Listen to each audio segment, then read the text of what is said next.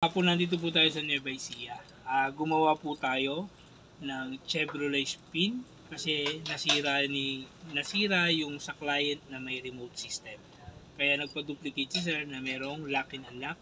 Ito na po yung ginawa natin bago, ititest natin. Okay. Unlock, lock, unlock, lock. Makikita nyo, nagpupuman na siya. Okay. Tapos, insert natin kung mag-i-start na.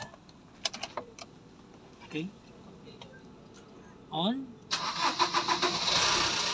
Ayan po, mag-i-start na po siya.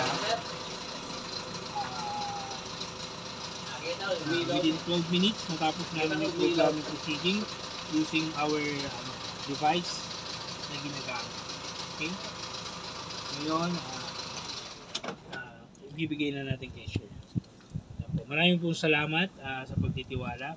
Kaya ugaliin natin laging may spare kasi mahirap na pag naubos, mas mahal, lalo na kung nasa malayong lugar kayo.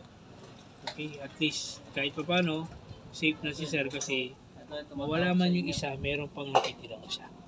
Okay po, maraming pong salamat. 5 Aces Locksmith po kami. Pwede po kayong mag-ano dito, comments or magpa-book. Maraming pong salamat. Galing na, boss.